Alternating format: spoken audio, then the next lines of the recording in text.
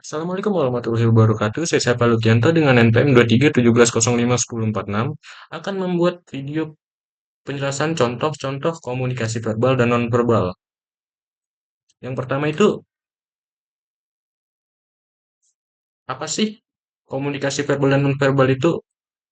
Jadi pengertiannya adalah komunikasi verbal adalah proses menyampaikan informasi atau pesan melalui kata-kata yang diucapkan atau ditulis. Ini termasuk percakapan langsung seperti pidato, komunikasi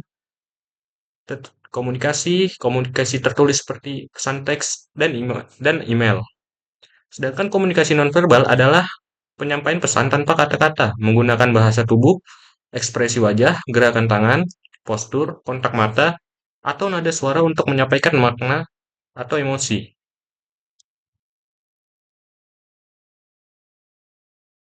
Nah, contoh dari komunikasi verbal yang sudah saya bilang tadi seperti percakapan langsung, berbicara dengan seseorang secara tatap muka atau melalui telepon itu merupakan percakapan langsung atau presentasi misalnya kita menjelaskan ke orang, orang itu mendengarkan itu juga termasuk komunikasi verbal. Ada juga diskusi grup atau kalau kita saling berbicara dengan satu kelompok, saling berdiskusi tentang suatu masalah itu juga termasuk komunikasi verbal. Ceramah juga termasuk komunikasi verbal karena kan dia komunikasinya secara langsung gitu, hadap-hadapan. Ada yang terakhir contohnya itu wawancara. Tanya jawab yang menggunakan kata-kata baik tertulis maupun lisan itu termasuk ke komunikasi verbal.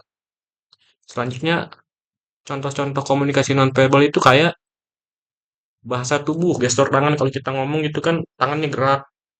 Kalau nggak ekspresi wajah gitu kan kalau misalnya marah, sedih, seneng gitu diekspresikan melalui ekspresi wajah. Ada juga kontak mata. Jadi kalau kita berkomunikasi sama orang itu harus menjaga kontak mata gitu. Itu juga termasuk salah satu komunikasi nonverbal.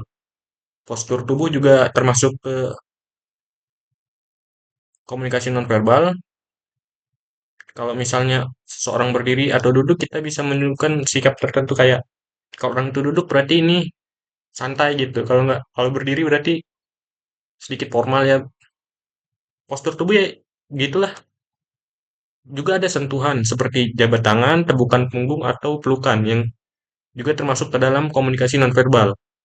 Karena itu secara tidak langsung tubuh kita mengekspresikan apa yang ingin kita ucapkan gitu. Itu termasuk komunikasi nonverbal.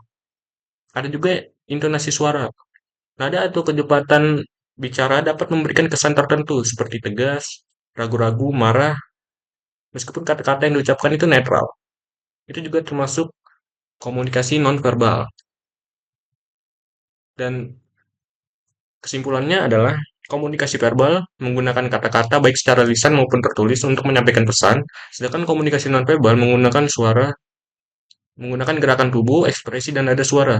Kedua jenis komunikasi ini saling melengkapi dan sering digunakan bersamaan untuk memperjelas maksud serta memperkuat pesan yang ingin disampaikan. Mungkin sekian sedikit penjelasan tentang komunikasi verbal dan nonverbal. Terima kasih atas perhatiannya. Saya Sabah Lukianto. Saya ucapkan terima kasih. Assalamualaikum warahmatullahi wabarakatuh.